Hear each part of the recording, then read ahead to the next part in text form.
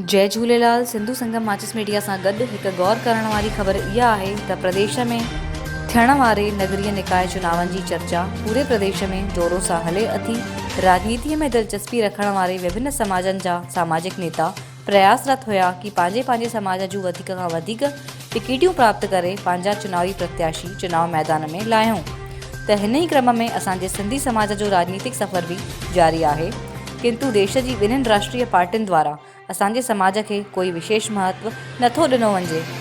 हिन ई दौरान 21 दिसंबर प्रदेश भर में नगर निगम चुनाव थियण ते आहे त असांजे बिलासपुर जी ॻाल्हि कजे त पिछले निगम चुनाव जी अपेक्षा वर्तमान चुनाव में परिसिमन जे कारण वार्डन जी संख्या में वृद्धि थी आहे।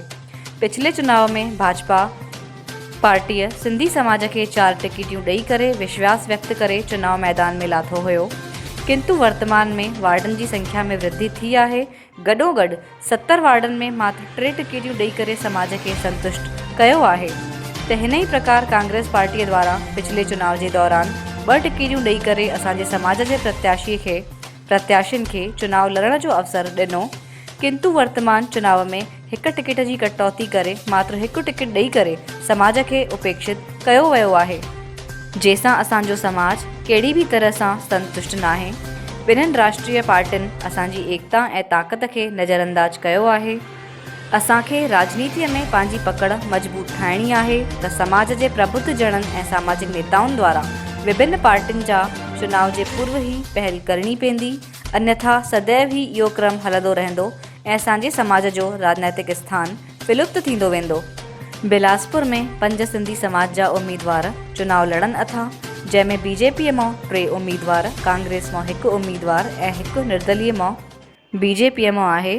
पहिरियों अशोक विधानी वार्ड नंबर 45 हेमू नगर, ॿियों मोती गंगवानी वार्ड नंबर 41 माना 41 तोरवा मां, श्रीमती सीमा दुसेजा वार्ड नंबर 61 पार्टीअ मां, श्रीमती प्रिया जोरियानी वार्ड नंबर 61 सरकंडा मां, निर्दलीय श्रीमती मुस्कान रूपाणी वार्ड नंबर 32 मां, शहीद विनोद चौबे वार्ड आज़ाद नगर बिलासपुर मां। ख़बर गौर करण वारी आहे त ख़बर ते पंहिंजी प्रतिक्रिया ॾियो ऐं ख़बर खे वधीक खां वधीक शेयर कयो ऐं पंहिंजे सिंधी समाज खे वधाइण ऐं वसाइण लाइ हर क्षेत्र में वधाइण लाइ हिकु जागरूकता आणियो, एकता आणियो। असांजे चैनल खे सब्सक्राइब कयो। जय झूलेलाल।